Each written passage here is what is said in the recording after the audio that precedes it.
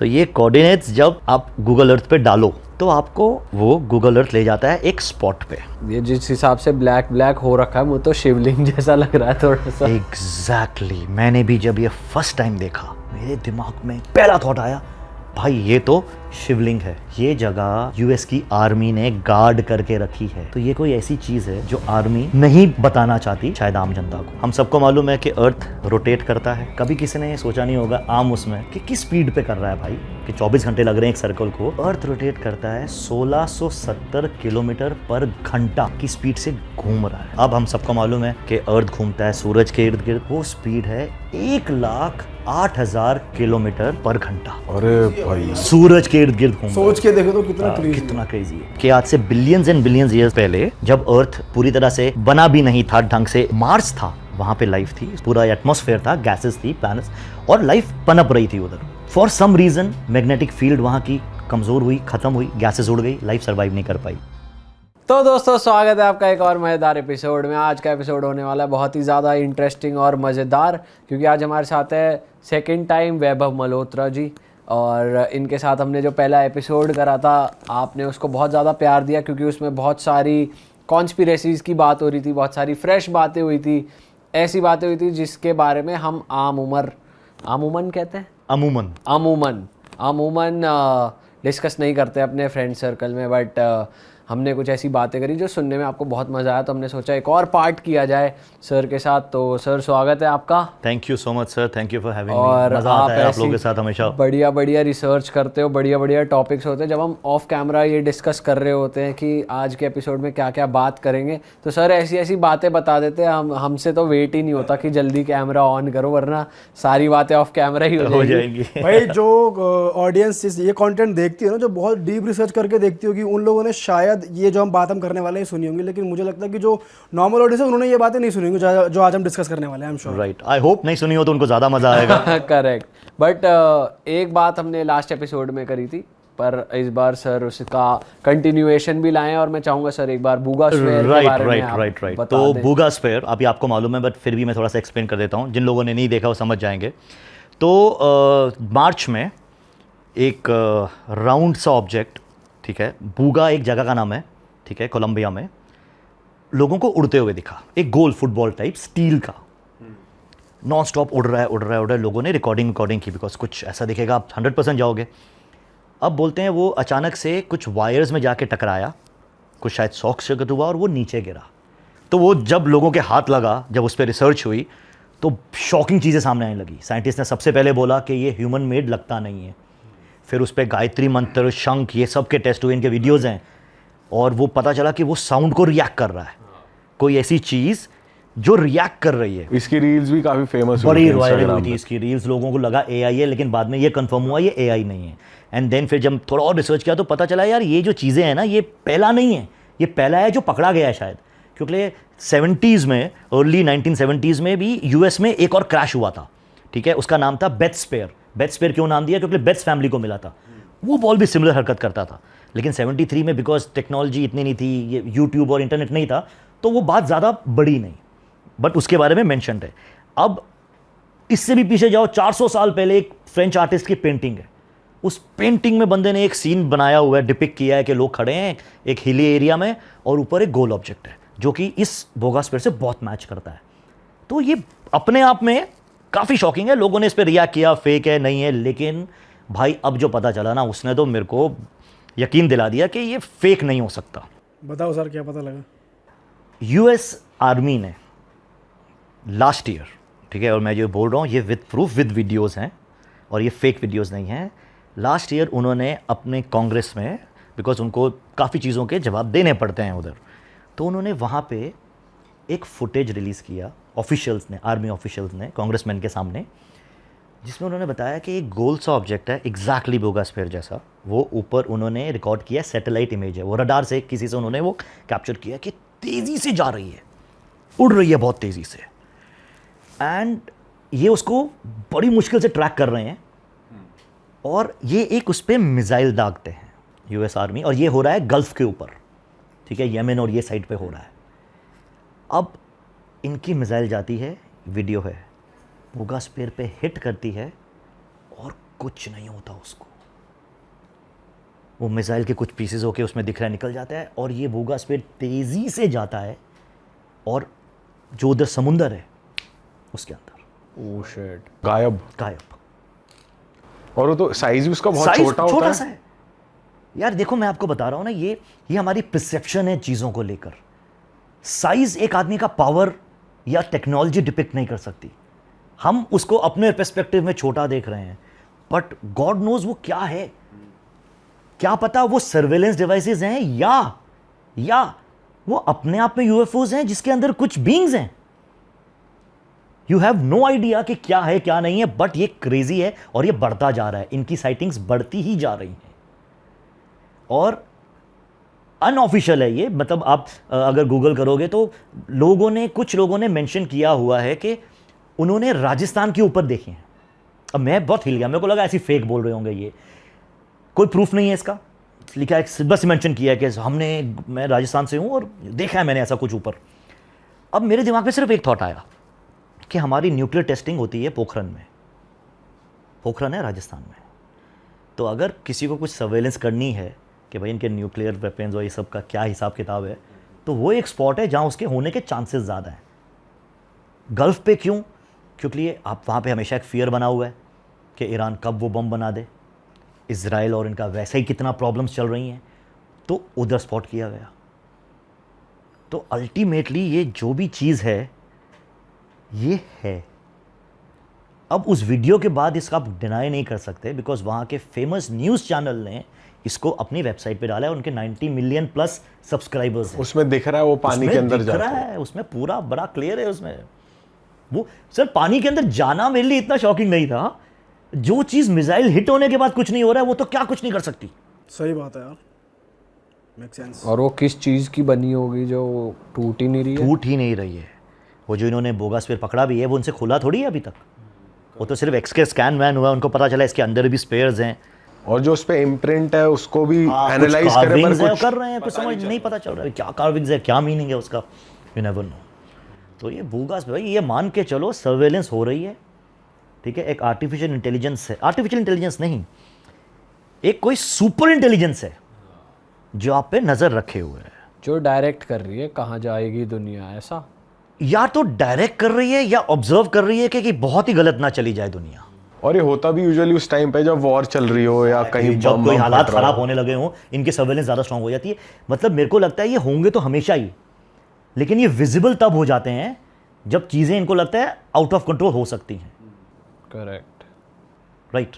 तो ये बहुत सर क्रेजी। जैसे वो पानी में चला गया, तो ऐसे ही मेरे मन में आउट ऑफ क्यूरियोसिटी आ रहा है, आपने कभी रिसर्च करी है अंडर वाटर सिविलाइजेशंस पे या सर कुछ? अंडर वाटर तो मैं आपको बताऊं, आज जो डार्विन थ्योरी भी बोलती है कि लाइफ शुरू ही पानी से हुई है, अर्थ पे बाद में आई है। जो पहले सेल्स हुए हैं, ये हुए हैं, from sea it came to land, ठीक है। तो समुंदर को आप अपनी एग्जिस्टेंस में डिनाई नहीं कर सकते। अब इसको अगर मैं और पीछे लेके जाऊं थोड़ा, तो थोड़ा क्रेजी, अब मैं फिर वो उस लेवल पे पहुंच जाऊंगा जहां लोग फिर बोलेंगे भाई क्या बोल रहा है ये, but let me go there. आपको पता है मार्स पे रेगुलरली जाया जा रहा है ना, वो रोवर्स भेजते हैं स्टडी करने के लिए, ये वो। तो 95 से आई थिंक 96 से भेज रहे हैं, बिकॉज मैं तब से फॉलो कर रहा हूँ। मेरे को बड़ा मज़ा आता था मार्स की फ़ोटो, मेरे को बहुत फैसिनेट करता है मार्स। इलॉन मस्क को भी बहुत करता है, वो तो बोलता है मैंने आदमी भेजने हैं उधर, उसका तो टारगेट है। तो मार्स पे ये तो अब नोन है कि एक टाइम पे वहाँ पे पानी था ढेर सारा, वो प्लैनेट पे पानी था, एटमॉस्फेयर था, ये नोन है। आज भी उसके एटमॉस्फेयर में वाटर वेपर्स हैं, इवन टिल टुडे, ये नोन है। और जो स्कैन्स हुए हैं, जो रोवर्स जाते हैं, उन्होंने पता लगाया है कि उसके भी पोल्स हैं ऊपर और नीचे, वहाँ पे बर्फ़ जमा है, बोलते हैं वो फ्रेश वाटर है। सेकेंडली बोलते हैं लैंड के नीचे बहुत पानी जमा है, सो वाटर है, राइट। अब कुछ थ्योरीज ये बोलती हैं कि life on earth has come from Mars. अच्छा, कि आज से बिलियंस एंड बिलियंस ईयर्स पहले, जब अर्थ वॉज मतलब पूरी तरह से बना भी नहीं था ढंग से लाइफ को सर्वाइव करने के लिए, मार्स था और सारी चीज़ें उसको सपोर्ट करती हैं। उधर वाटर बेड्स हैं आज भी, उधर का जो बहुत से ऐसे लैंड्स हैं जो मालूम पड़ता है कि एक टाइम पे यहाँ पे पानी रहा होगा। तो फिर आता है कि क्या हुआ ऐसा। तो मार्स की फिर एक थ्योरी ये बोलती है कि billions and billions of years पहले वहाँ पे लाइफ थी, सोलर सिस्टम पूरा एटमॉस्फेयर था, गैसेस थी, प्लैनेट्स, और लाइफ पनप रही थी उधर। For some reason magnetic field वहाँ की कमज़ोर हुई, ख़त्म हुई, गैसेस उड़ गई, लाइफ सर्वाइव नहीं कर पाई। अच्छा, ये पूरा प्रोसेस एक दिन में नहीं होता, कुछ भी चीज़ कम हो रही हो तो उसको भी 100 साल लग जाते हैं। इतना टाइम मिल जाता है आपको रियलाइज़ करने में कि इस प्लैनेट पे आप बच नहीं पाओगे, तो आपके पास टाइम है कि हम कुछ कर पाएँ। दूसरा, एक जीनॉन 29 करके एक एलिमेंट होता है जो मार्स पे पाया जा रहा है बहुत क्वांटिटी में, और कहते हैं वो वहाँ पे होता है जहाँ पे न्यूक्लियर एक्सप्लोजन्स हुए हों। अर्थ पे भी जहाँ पे ये टेस्ट करते हैं, तो xenon 129 if I am not wrong उसका ये नाम है, वो रेडिएशंस के थ्रू वो रह जाता है, एंड मार्स पे वो बहुत ज़्यादा है। तो पॉसिबिलिटी है कि ह्यूमन लाइफ एक टाइम पे वहाँ थी, बेवकूफ़ी की, लड़े मरे, ऐसे स्पॉट पे आ गए कि मैग्नेटिक फील्ड धोखा दे गई और आपको लाइफ ढूंढनी पड़ी, और आपने भेजा उसको अर्थ पे, बिकॉज सिस्टर प्लैनेट, काफ़ी सिमिलर चीज़ें, एंड वहाँ आके फिर आपने जब देखा होगा कि आप एग्जैक्टली वैसे सर्वाइव नहीं कर सकते, तो शायद वो डीएनए फ्यूजन कि यहाँ के जो चिंपैंजीज हैं और एक रेस को मिला के कुछ ऐसा बनाया जाए कि लाइफ कंटिन्यू हो पाए। तो क्रेजी थ्योरीज हैं, बहुत अलग थ्योरीज हैं कि life on earth has come from Mars. ऐसा कुछ हम यूएस में थे, द स्फेयर में, वहाँ पे एक जगह है, उन्होंने मूवी दिखाई थी, तो उसमें उन्होंने सेम ये वाला कॉन्सेप्ट दिखाया था कि अर्थ पे थे ह्यूमंस, ख़राब हुआ अर्थ, नेचर ख़राब हुआ, फिर उन्होंने कहीं और सस्टेन किया, फिर दोबारा अर्थ को इवॉल्व करा कि वो दोबारा लाइफ आई वहाँ पर। तो ये कॉन्सेप्ट ऑलरेडी उन्होंने दिखाया कि ह्यूमंस पहले से उस वे में भी सिविलाइज्ड हैं, कि उन्होंने ये चीज़ करी हुई है मेंटेन, कि वो किसी और प्लैनेट पे शिफ्ट हो सके। देखो ऐसे ऐसे आपकी टेक्नोलॉजी जा ही रही है ना। एलॉन मस्क ने तो ठान लिया है कि मैं अपने जीते जी इंसानों को वहाँ भेजने वाला हूँ। हाँ, एंड यू नेवर नो। देखो ये पॉसिबिलिटीज़ तो एंडलेस हैं, यू कैन नॉट डिनाई। अभी हमारे लिए थ्योरीज हैं, मज़ा आता है सुन के बोलने में, बट पॉसिबिलिटीज़ अगर देखा जाए तो एंडलेस हैं। आप डिनाई भी नहीं कर सकते, आप शायद अभी प्रूव भी नहीं कर सकते। अभी आप यूएस के कुछ कोऑर्डिनेट्स दिखा रहे थे हमें, और भाई उसके मैंने बारे वो में संभाल के रखा था आप लोग को। मैं देखा बहुत मज़े करके आए हो यूएस में। मतलब रुको, आपको आ रहे तो फिर आपको कुछ बताता हूँ उधर के बारे में, खतरनाक। तो ये जो कोऑर्डिनेट्स हैं, आई एम श्योर आप ऑडियंस को भी दिखा रहे होंगे, स्क्रीन है ना? हाँ, तो ये कोऑर्डिनेट्स जब आप गूगल अर्थ पे डालो तो आपको वो गूगल अर्थ ले जाता है एक स्पॉट पे, ठीक है? ये आपको मिले कैसे? पहले तो ये जनता का सवाल होगा। रिसर्च करता रहता हूँ मैं, मेरा सिंपल है, मैं कुछ खुद से वो पैदा नहीं किया मैंने। मेरे को मज़ा आता है डीप रिसर्च करने में, ठीक है, कि किधर है, क्या हो रहा है, उसके पीछे का क्या रीज़न है। खैर उस पर नहीं जाते हुए, ठीक है? मैं तो जनता के बिहाफ पे पूछ रहा हूँ, क्योंकि तो अभी मैं आपको दिखाता हूँ, आप पहले ये देखो एक बार और मुझे बताओ क्या लगता है आपको इसके बारे में। भाई ये जिस हिसाब से ब्लैक हो रखा है, वो तो शिवलिंग जैसा लग रहा है थोड़ा सा। एग्जैक्टली मैंने भी जब ये फर्स्ट टाइम देखा, मेरे दिमाग में पहला थॉट आया, भाई ये तो शिवलिंग है। मैं हिल गया, इसकी शेप। हाँ यार, वैसा ही लग रहा है, शेप बिल्कुल वो है, ठीक है? और अब फिर बट वो ही लग रहा है कि मैप पे ऐसी लोकेशन क्या कर रही है, वो भी अलग सही स्ट्रक्चर सर, बना है। ये इंडिया में नहीं है, ये यूएस में है। अब जब शिवलिंग की ये बात निकली तो मेरे दिमाग में पहला थॉट आया कि यार सब ये सोचते हैं शिवलिंग तो एक पर्टिकुलर शेप है, ऊपर है, नीचे ऐसे है। बट सर अगर आप नासिक में जाओ तो जो ज्योतिर्लिंग है एक त्र्यंबकेश्वर, उधर जो शिवलिंग है ना वो अंदर है। करेक्ट, 3 शिवलिंग है जो कि अंदर है, वो ऊपर से नहीं दिखते, आपको झांक के देखना पड़ता है। तो पहला थॉट मेरे दिमाग में ये आया। अच्छा, अभी ये और क्रेजी होता है, आप जब थोड़ा जूम इन करते हो, वहाँ पे बोट है, उस स्ट्रक्चर के सामने एक बोट पड़ी है। तो अब मेरे को शायद ये वाटर बॉडी है, जो उसका बीच वाला हिस्सा है। वाटर बॉडी नहीं, लिक्विड बॉडी, पानी जैसा तो बिल्कुल नहीं लगता, राइट? अच्छा, ये देख के मेरे को लगा भाई ये कुछ नहीं, एक आर्टिफिशियल पॉन्ड है, क्या है? नेक्स्ट शॉकिंग है, आप इसके एग्जैक्टली सामने देखो, एक प्रिंट बना हुआ है, सिमिलर प्रिंट है, वो कुछ है नहीं उधर, एकदम सिमिलर दिख रहा है उसके, जैसे कि ये शेप, जैसे ये शेप, हाँ ये कुछ तो उधर एग्जैक्टली वैसा है। शायद डायमेंशंस भी इक्वल हैं, अब नहीं है। कैसे अपन जूता मिट्टी में रख दे तो कैसे वो इम्प्रिंट बन जाता है, तो मतलब कुछ था जो नहीं है। तो अगर कुछ था और वो नहीं है तो क्या ये चीज़ पानी है या अपने आप में ये कुछ चीज़ है जो यहाँ से लेके जाई जा सकती है, यू नो। ये इससे पहले फिर जब आप और जूम करते हो साइड में कि आसपास अब आबादी है कि नहीं है, ये सिर्फ क्लोजली देखो, ये टैंक्स हैं। ये जगह यूएस की आर्मी ने गार्ड करके रखी है। ये एक टैंक नहीं, आप इसमें ध्यान दीजिए, जितना घूम रहा है इसमें टैंक्स ही टैंक्स हैं। तो ये कोई ऐसी चीज़ है जो आर्मी नहीं बताना चाहती शायद आम जनता को।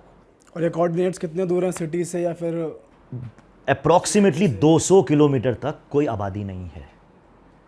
ये पहाड़ों के बीचों बीच है। अब फिर मेरे को थॉट आया कि लोगों ने इसका क्या लिखा है अभी, बिकॉज देखो एक टाइम तक उन्होंने बचा लिया होगा, आज सैटेलाइट से कैसे बचाओगे, गूगल अर्थ से कितने चीज़ों को टाइम कैसे पहले बताओगे? देखा था आपने? ये इसको आई थिंक 6 महीना पहले हो गए इसको, 6 मंथ्स के ज़्यादा approx time नहीं होगा। हुआ। नहीं, ये ज़्यादा नहीं हुआ है ये, राइट। तो इनफैक्ट ये 6 से भी कम है, मैं आपको बताऊं। I think it is 3-4 months. अब फिर जब मैंने और रिसर्च किया कि अच्छा बिकॉज अभी टैंक्स खड़े हैं तो सवाल उठे होंगे कि भाई टैंक्स यहाँ क्या कर रहे हैं, तो इसका वहाँ के ऑफिशियल्स ने क्या जवाब दिया है। उनका बड़ा सिंपल सा वो है कि नहीं, ये हमारे लिए वेपन टेस्टिंग जोन है। ओके बहुत स्ट्रेंज है ये, कुछ एक वाटर लिक्विड बॉडी है, ठीक है। मैंने अपनी लाइफ में, आई एम फॉर्चुनेट इनफ, मैं एक वेपन टेस्टिंग देख चुका हूँ। नासिक के बाजू में एक जगह है देवलाली, वहाँ पे बोफोर्स वगैरह ये सब टेस्ट होते हैं। तो वो ऐसी नहीं होती जगह, करेक्ट। पहाड़ हैं बड़े, उस पर नॉन स्टॉप वेपन्स दागे जाते हैं, मिसाइल्स, और ये उसकी इंटेंसिटी पावर चेक करने के लिए। इधर कौन से वेपन टेस्ट हो रहे हैं आई डोंट नो।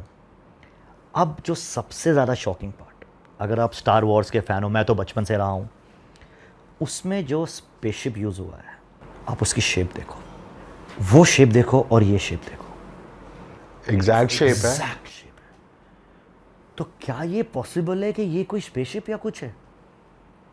इस थ्योरी पे मेरे को ज़्यादा बिलीव इसलिए होता है क्योंकि बाजू में इम्प्रिंट है सिमिलर, कि वहाँ कुछ था ऐसा जो अब नहीं है।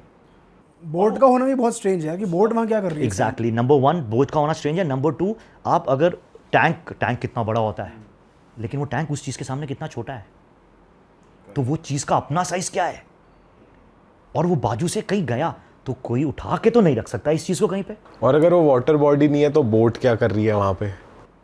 अब क्या पता उसके नीचे कुछ हो या वो डिस्गाइज हो ऊपर। यार देखो वही, मतलब पॉसिबिलिटीज़ तो एंडलेस हैं। अब मैंने कुछ आर्टिकल्स पढ़े, उनकी मुझे बहुत बड़ी इंटरेस्टिंग लगी। मैंने बोला यार हो ना हो ये पोर्टल्स हैं अलग डायमेंशन में जाने के लिए, मे बी टाइम ट्रैवल करने के लिए। देखो यार सम हाउ ना ये चीज़ें यूएस में, और आज टेक्नोलॉजी में सबसे एडवांस कौन सा देश है? यूएस। मेरा बड़ा फर्म बिलीफ है कि शायद कुछ आदान प्रदान साइंस का सुपर बीइंग्स के साथ चल रहा है उधर। और ये चीज़ें ये वो हैं जो छुपानी बड़ी मुश्किल है। बट वही क्वेश्चन आता है कि उधर ही क्यों हो रहा है, यहाँ पे क्यों नहीं? मतलब ऐसा थोड़ी है कि ये चीज़ें बायस्ड हैं कि वहीं रहेंगी।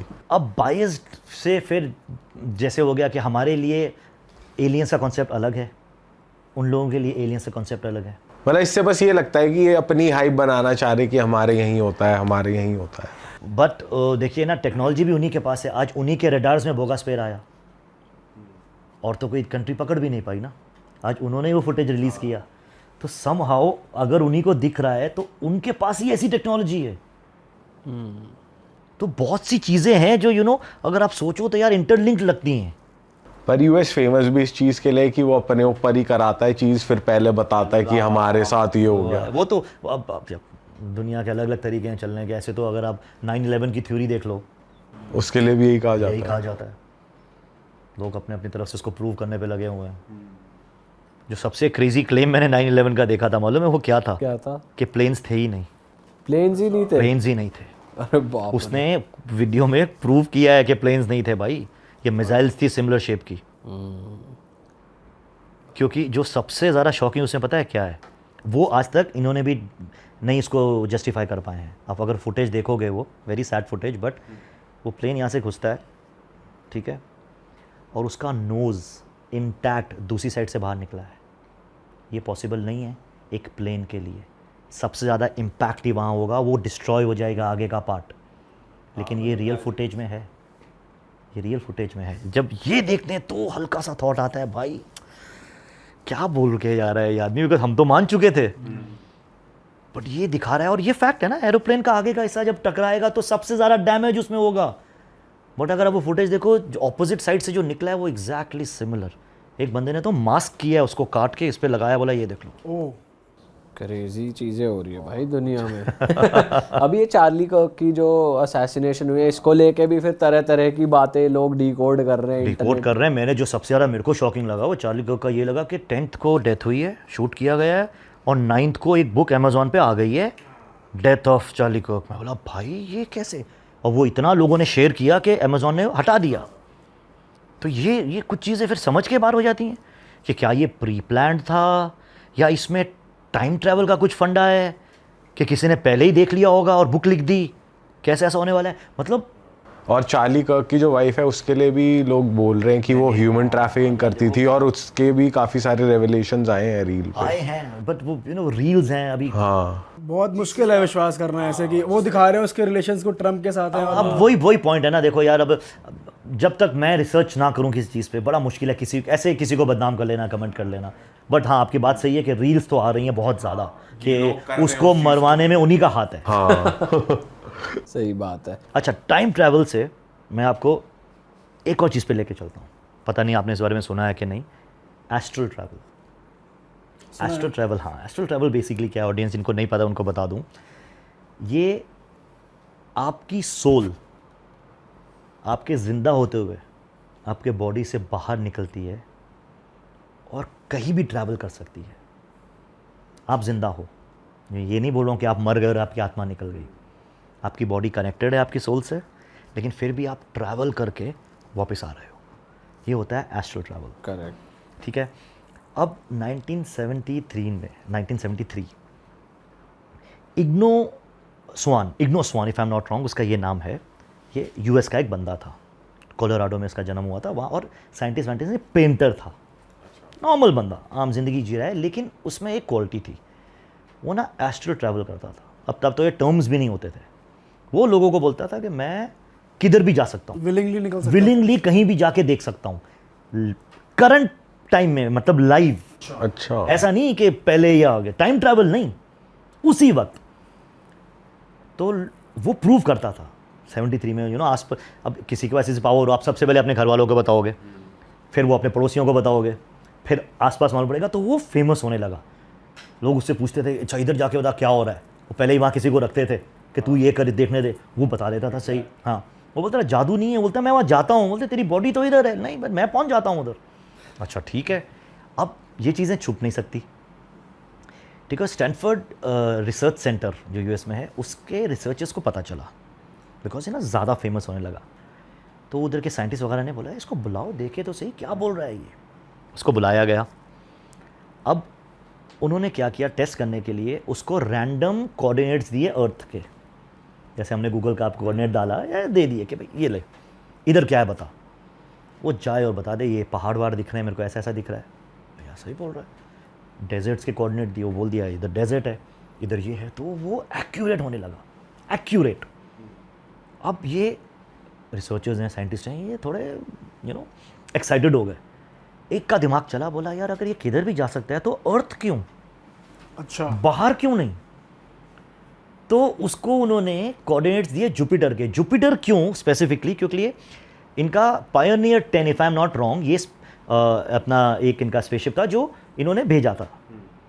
तो वो जस्ट क्रॉस किया था कुछ टाइम पहले जुपिटर को, तो उनके पास थोड़ा सा डाटा था, ज़्यादा नहीं था, बिकॉज हम बात कर रहे हैं 73 की, ठीक है। तो उन्होंने बोला अच्छा जुपिटर की ये कोऑर्डिनेट्स है, यहाँ जाके बता क्या है। ये बंदा जाता है, ये बोलता है भाई लैंड तो दिख ही नहीं रहा, ठीक है, गैसेस वैसेस ही हैं सब, ये जो भी है, और एक पतली सी रिंग है प्लैनेट के इर्द गिर्द, और भयंकर तूफान चल रहे हैं। फिर वो मून पे देखा, बोलते हैं पहाड़ वहाड़ हैं एक मून पे। अब तब तक साइंटिस्ट को नहीं पता था कि ये स्ट्रक्चर है जुपिटर का, कि टोटली गैस है। तो उन्होंने और रिंग वाली बात पकड़ ली, बोला ना बेटा ये तो गलत हो गया, तू कुछ है नहीं खास, ये शायद सिर्फ फैक्ट था, कोइंसिडेंस था। तो वो चीज़ के लिए ड्रॉबैक हो गई, क्योंकि उन्होंने माना नहीं। वो बोलते हैं रिंग तो सैटर्न को है, इसको किधर रिंग है। तो ये बात हो गई, ठीक है। कट टू 6 साल बाद वॉयजर 1, ये शायद उसका नाम था, एक और नासा ने स्पेसशिप भेजा, वो भी भेज दिया था कि जाए, शायद वो जाने वाला था, if I am not wrong, Pluto, मतलब उसको भेज दिया था, ये वापस नहीं आने वाला था, जहाँ तक भी वो डाटा भेज पाएगा भेजता रहेगा। हाँ, तो आई थिंक उसने अभी काफ़ी प्लैनेट्स क्रॉस किए हैं, वो सैटर्न वैटर्न से भी क्रॉस होके गया है। तो वॉयजर 1 ने जो डाटा भेजा जुपिटर का 6 साल बाद, वो एग्जैक्टली मैच कर गया जो इसने 6 साल पहले बोला था कि लैंड नहीं है, कि गैसेस हैं, तूफान चल रहे हैं और एक पतली सी रिंग है जुपिटर को। तब उन्होंने बोला भाई इसको लाओ। फिर ढूंढा गया, इस बार नासा ने नहीं ढूंढा, इस बार ढूंढा CIA ने, कि किसी के पास इतनी शक्ति है तो कंट्री के बहुत काम आएगा। करेक्ट। और वो टाइम तो था ही, सोवियत यूनियन के साथ पंगे, चाइना खैर इतना स्ट्रॉन्ग तो नहीं था, बट फिर भी। तो कहते हैं CIA ने उसके साथ एक स्टार गेट नाम का प्रोग्राम शुरू किया, जिसके अंदर ये बंदा एस्ट्रल ट्रैवल कर करके उनके बंकर्स के बारे में, उनकी मिसाइल प्रोग्राम्स, उनका ये उनका वो सब इंफॉर्मेशन रियल टाइम में देता था। क्रेजी भाई, क्रेजी। तो सोचो कितना उन्होंने उसका फ़ायदा उठाया। अच्छा, फिर अगर कोई चीज़ इतनी चली, वो 1995 में बंद हो गई, तो आप बोलो कि क्यों बंद हुई भाई, ये तो एंडलेस प्रोसेस होना चाहिए। वो बंद इसलिए हुई कि उसने ना और डीप बातें करनी शुरू कर दी। वो बोलता है कि सिर्फ यहाँ पे आसपास सिर्फ ह्यूमन इंटेलिजेंस ही नहीं है, कोई और भी बहुत स्ट्रॉन्ग इंटेलिजेंस है, ठीक है, जो हमसे भी ज़्यादा पावरफुल है। फिर बोलता है सिविलाइजेशन से जो यहीं रह रही हैं हमारे साथ, लेकिन हमको दिखती नहीं है। अलग डायमेंशंस की बात करने लगा वो। I think that was the time इन्होंने रियलाइज़ किया कि या तो प्रोग्राम को बंद करो, बंद नहीं करो तो भी दुनिया की नज़र से इसको शट कर दो। तो 1995 में बोलते हैं ऑफिशियली तो शट हो गया था प्रोग्राम, अनऑफिशियली वो चलाया उन्होंने। एंड दैट मेक सेंस, क्यों आदमी इतना बड़ा कोई चीज़ बंद करेगा। सबसे ज़्यादा इसमें हैपनिंग बात ये है, आई थिंक 2013 में उनकी डेथ हुई, और मरने से पहले उन्होंने सिंपल शब्दों में बताया लोगों को कि भाई आपको जो ह्यूमन बॉडी मिली है ना, आपका जो जन्म मिला है ना, ये आपको सिर्फ ट्रेन करने के लिए मिला है। अपने आप को ट्रेन करना है उस कलेक्टिव कॉन्शियसनेस से सीखने के लिए। वो बोला कि आपका जो ब्रेन है वो सोर्स नहीं है जो थॉट्स को बना रहा है, वो इंटरसेप्ट करता है सिर्फ।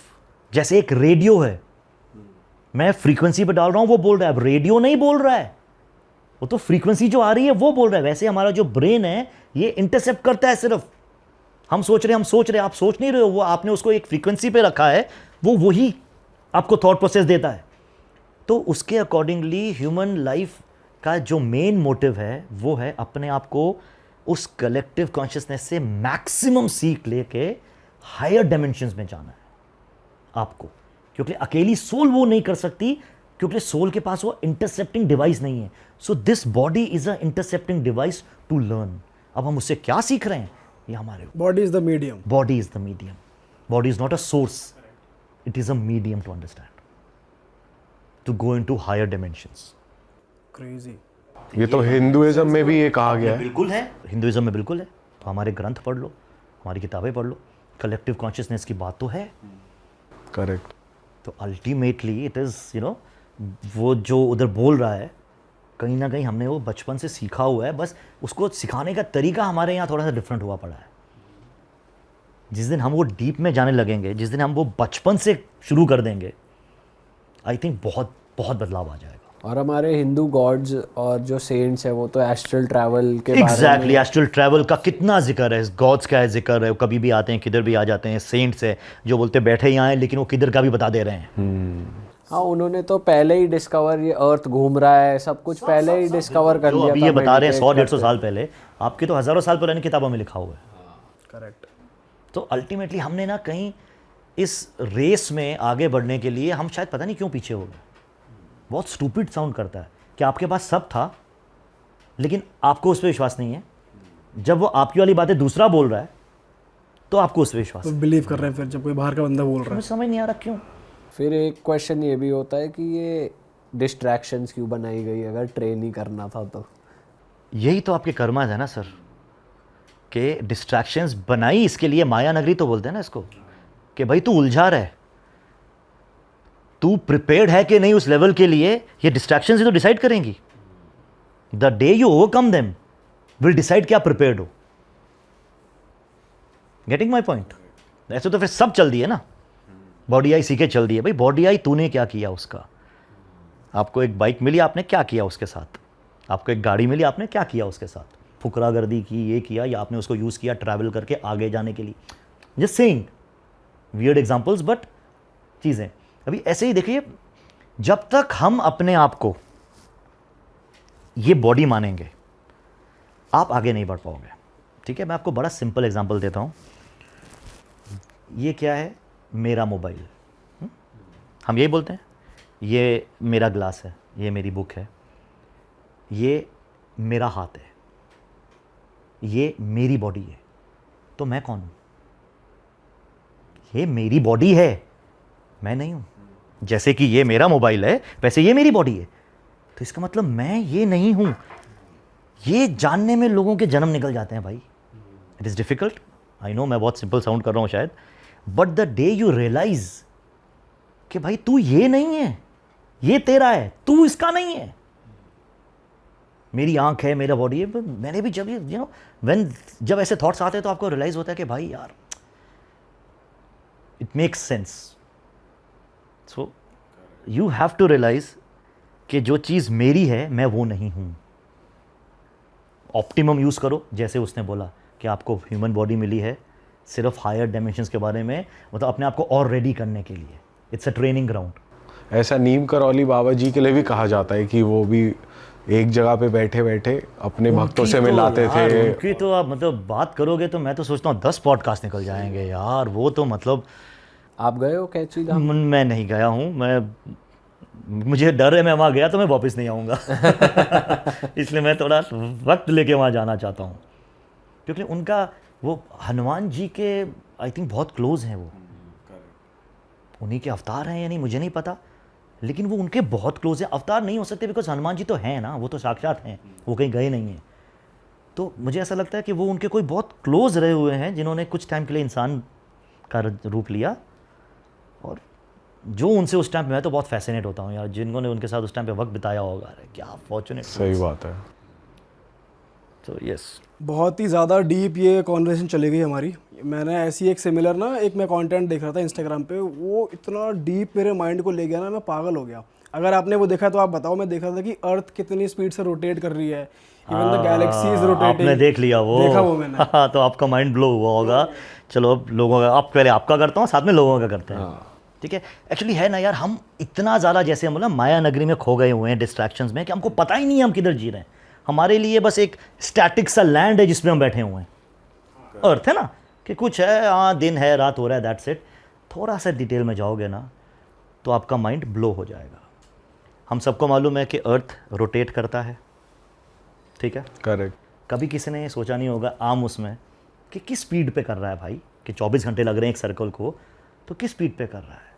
अर्थ रोटेट करता है 1670 किलोमीटर पर घंटा की स्पीड से घूम रहा है. बताओ, बहुत खतरनाक स्पीड है. बहुत तेज है. खतरनाक. बहुत तेज स्पीड है. अब आप सोचो, एक सेकंड के लिए भी अगर अर्थ ब्रेक लेता है फॉर 1 नैनो सेकंड, हम 1600 की स्पीड से जाके फिर के गिरेंगे. भप बैंग करेंगे जो भी सामने होगा. सही बात है. ठीक है. अच्छा, ये तो था इसकी रोटेशन. अब हम सबको मालूम है कि अर्थ घूमता है सूरज के इर्द गिर्द, तो वो भी किसी स्पीड पे घूम रहा होगा. वो स्पीड है 1,08,000 किलोमीटर पर घंटा. अरे भाई, सूरज के इर्द गिर्द घूम रहा है. सोच के देखो तो कितना क्रेजी. कितना क्रेजी है. अच्छा, ये आपको यहाँ क्रेजी लगा है? थोड़ा सा मुझे टाइम और दे दो. अब हमको ये भी पता है कि हमारा जो सूरज है, सोलर सिस्टम है, वो गैलेक्सी के इर्द गिर्द घूमता है, तो उसकी भी एक स्पीड होगी. उसकी स्पीड है 6,50,000 किलोमीटर पर आवर. अरे भाई साहब, मतलब आप ऐसे ऐसे और ऐसे घूम रहे हो ये स्पीड पे. थोड़ा सा रुक जाओ. ठीक है, बहुत फास्ट हो गए, थोड़ा सा रुक जाओ. अब गैलेक्सी जो है ना, जितनी भी गैलेक्सी हैं, ये भी ना प्रूव हो चुका है कि ये भी स्पेस में ट्रैवल कर रही हैं. बिकॉज बिग बैंग थ्योरी थी, बैंग हुआ तो बैंग के बाद हर चीज़ बढ़ती है, दूर जाती है. तो हमारी गैलेक्सी भी ट्रैवल कर रही है. हमारी गैलेक्सी ट्रैवल करती है 2.2 मिलियन किलोमीटर्स पर आवर की स्पीड से। अरे बाप रे। तो अगर आप सोचने जाओ ये जो ऐसे ऐसे हो रहा है ये तांडव है, तांडव हो रहा है। सही बात है। और उस तांडव में आप शांति से ऐसे बैठ के बात कर रहे हो। ये ऊपर ही ऊपर तो डमरू बज रहा है एक तरीके से यूनिवर्स का। 1 घंटे में क्या क्या हो रहा है, मेरे तो चक्कर आ गया। अब आप सोचो हमने 1 घंटे से हम बात कर रहे हैं, तो हम 1 घंटे में हम जिस स्पॉट पे 1 घंटा पहले थे वहां से 2 मिलियन किलोमीटर आगे आ चुके हैं अभी तक हम। और वैसे वहीं के वहीं हो आप बात कर रहे हो। पर्सपेक्टिव्स हैं सर, आप सिर्फ अपना नजरिया बदलो, दुनिया के चीजें बदल जाती हैं। और समहाउ ना यार कहीं पे ना ये प्रॉब्लम हुई है, ये शायद मेरे को लगता है फोर्सफुली बीच में कुछ ऐसी क्रिएशंस हुई जिन्होंने ना हमारे नजरिए बदल दिए, रोक दिया कि बड़ी आगे तू ना जा पाए। ठीक है, अब हमेशा से लोग मेरे से ना एक सवाल पूछते हैं, हमेशा, ये नेचुरल है, कॉमन है, कि भाई तू रात में सब जगह जाता है ना, तू अंधेरे में जाता है, तेरे को डर नहीं लगता? अब मैं आपको जो बोलूँगा ना, आई एम प्रीटी श्योर वो आपका पर्सपेक्टिव चेंज कर देगा। ठीक है, अंधेरा जो है ना सर, वो सब जगह है। ठीक है, अंधेरा सब जगह है। कैसे? अभी यहाँ रूम में लाइट है, लाइट कैसे हो रही है? लाइट से, बल्ब से, मतलब एक सोर्स है। जब तक वो सोर्स है लाइट रहेगी, और जब वो सोर्स नहीं है तो क्या है? अंधेरा। दिन के टाइम पे सूरज एक सोर्स है, जब तक सूरज है उजाला है, लेकिन बैकग्राउंड में क्या है? अंधेरा। मतलब अंधेरा इज ओमनी प्रेजेंट, मतलब वो सब जगह है। गॉड को हम क्या बोलते हैं? ओमनी प्रेजेंट, कि भगवान कहाँ है? सब जगह है। ठीक है, बोलते हैं भगवान की ना शुरुआत है ना अंत है, राइट? अंधेरे की ना शुरुआत है ना अंत है। सर, रोशनी की शुरुआत है और एक दिन अंत होगा। आप घर का बल्ब खरीदते हो, एक दिन खराब होता है। सूरज एक दिन बंद हो जाएगा, ये सबको मालूम है। इतने मिलियन ईयर उसकी लाइफ, शायद बिलियंस ऑफ ईयर बाकी है, उसके बाद वो खत्म हो जाएगा, अंधेरा हो जाएगा। सो अल्टीमेटली जो गॉड की कैरेक्टरिस्टिक्स हैं, और एक और सबसे बड़ी कैरेक्टरिस्टिक, अंधेरे का कोई आकार नहीं है, गॉड निराकार है। सो एक चीज जो गॉड की तरह निराकार है, एक चीज जो गॉड की तरह ओमनी प्रेजेंट है, एक चीज जिसकी ना शुरुआत है ना अंत है, जिसको कोई सोर्स नहीं चाहिए, वो है। तुम हो ना हो वो है, उससे कैसा डर? तो अंधेरा कल को आपको कभी लगे तो जस्ट इमेजिन भाई ये अंधेरा नहीं है, इसके कैरेक्टरिस्टिक्स तो बहुत पॉजिटिव है। भाई सही बात है, ऐसे तो कभी सोचा ही नहीं। कभी नहीं सोचते ना, पर्सपेक्टिव डाल दिया गया, अंधेरे को जोड़ा गया नेगेटिव से। अब मैं आपको एक बात बताऊं, बोलते हैं वैसे तो दिन में बहुत से मुहूर्त निकाले जाते हैं पूजा के ये वो, लेकिन एक मुहूर्त ऐसा होता है जिसको सब अच्छा बोलते हैं। 24 घंटे में एक मुहूर्त आता है, उसको बोलते हैं ब्रह्म मुहूर्त, है ना? ब्रह्म मुहूर्त में जो भी काम करो अच्छा होगा। सर ब्रह्म मुहूर्त पता है कब होता है? सुबह 4 बजे। 4 बजे कोई सूरज नहीं होता बाहर, अंधेरा होता है। तो हर रोज़ का जो सबसे प्योरेस्ट मोमेंट है ना, वो भी अंधेरे में आता है। और आप उस चीज़ से लोगों को डराते हो कि अंधेरा है, भूत हैं, प्रेत हैं। भाई पर्सपेक्टिव है, सब नज़रिया है। आप थोड़ा सा ट्वीक करो, सोच बदल जाती है। वाह। सो आई होप मैंने थोड़ा सा आपका पर्सपेक्टिव चेंज करने में मदद की होगी। अगली बार आप अंधेरे रूम में जाने से डरोगे नहीं। सही बात है सर, बिल्कुल सही बात है। और मज़ा आ गया इस एपिसोड में। आई रियली होप लोगों को भी उतना मज़ा आया हो। बिल्कुल आया होगा। और अगर आपको दोस्तों कैसा लगा ये एपिसोड, कमेंट ज़रूर कर देना ताकि हमें पता चल जाए। और अगर आपको सर के साथ पार्ट 3 देखने का वो मन है तो हम सर को अभी से ड्यूटी पे लगा देंगे और ज़्यादा रिसर्च कर। अरे पिटारा तो भरा भरा है। एक साथ खोलने में वो हमारा दिमाग भी फिर उसमें वो खिचड़ी बन जाती है। सही बात है। इट इज़ इम्पॉर्टेंट कि स्टेप बाय स्टेप जाओ। और मेरी एक रिक्वेस्ट है यार आप लोगों से भी कि थोड़ा सपोर्ट करो यार। मेरा एक चैनल है, मैं कोशिश करता हूँ अच्छा कंटेंट बनाने की, तो विजिट कर लो। बिल्कुल भाई, पे सब्सक्राइब डिस्क्रिप्शन में जरूर लिंक भी है, स्क्रीन पे भी गोल बटन आएगा, सर के चैनल को सब्सक्राइब कर देना।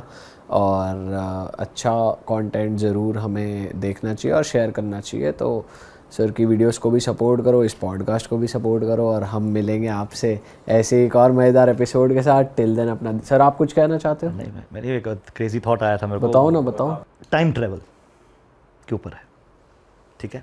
अब थोड़ा सा साइंटिफिक है, थोड़ा सा आपको मेरा फोकस रखना पड़ेगा। हमको मालूम है लाइट ट्रैवल करती है, ठीक है, बड़ा सिंपल सा फंडा है। लाइट जो है वो ट्रैवल करती है, मतलब सूरज जो अभी हम देख रहे हैं ना, वो जो सूरज की रोशनी अभी हमारे तक आ रही है वो सूरज से 8 मिनट पहले निकली है, हम तक पहुंचने में 8 मिनट, मतलब सुबह जब सूर्योदय होता है वो एक्चुअली में 8 मिनट पहले हो गया होता है, हमें 8 मिनट बाद मिलती है। ऐसे ही जो स्टार्स हैं ऊपर, उनमें से कितने स्टार्स जो आज आप देख रहे हो वो शायद है भी नहीं, क्योंकि वो आपसे इतना billions and billions of light year दूर है कि लाइट निकली थी, आप तक आप पहुंची, लेकिन हो सकता है तब तक वो खत्म हो गई हो, ठीक है। तो लाइट ट्रैवल करती है, और आज तक जो हमको फास्टेस्ट मालूम है ट्रैवल, वो है लाइट की स्पीड, कि इससे ज़्यादा कुछ और फास्ट ट्रैवल नहीं कर सकता।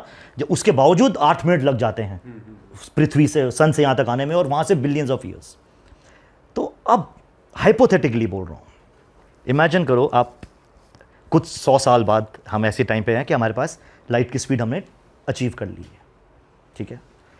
अब आप लाइट की स्पीड से ट्रैवल करते हो, उससे भी ज़्यादा अचीव कर ली, और आप ट्रैवल करते हो 3000 लाइट ईयर्स आगे, ठीक है। तो जब आप 3000 लाइट ईयर्स आगे जाओगे तो आपको पता चलेगा कि आप तक, और आपके पास कोई ऐसी एक टेलीस्कोप आ गई है जिससे आप जूम इन करके देख पा रहे हो, बहुत अच्छा। तो जब आप उस स्पॉट पे होगे जो कि अर्थ से 3000 लाइट ईयर्स आगे है, और अगर आप तब से वहाँ से जूम मारोगे अर्थ पे, तो आपको आज से 3000 साल पहले निकली लाइट दिखेगी। ऐसे ही अगर आप समझो 8000 साल आगे निकल गए लाइट ईयर्स के डिस्टेंस पे, और आप जूम मारते हो तो आपको रामायण दिख जाएगी सर, बिकॉज वो लाइट अर्थ से तब निकली थी। तो टाइम ट्रैवल में शायद आप पास्ट में जा नहीं सकते, लेकिन पास्ट देख सकते हो। आपको सिर्फ वो स्पीड अचीव करनी है, एंड सूनर और लेटर आएगी, आई एम श्योर, जिस तरह से साइंस बढ़ रही है, कि आप जितना पीछे देखना चाहते हो उतना लाइट ईयर्स आगे चले जाओ। करेक्ट। तो वो जो लाइट निकली है तब, आप जब उसको देखोगे आप बोलोगे अरे तो हनुमान जी दिख जाए यार। मैं तो इसी थॉट से फैसिनेट हो गया था क्रेजी थॉट कि you can not enter the past, you can see the past. वाह। चलो दोस्तों, end तो खत्म करते हैं इस एपिसोड को। मिलेंगे आपसे नए पॉडकास्ट। टिल देन अपना बहुत सारा ध्यान रखो। Bye bye. जय श्री राम। जय श्री राम।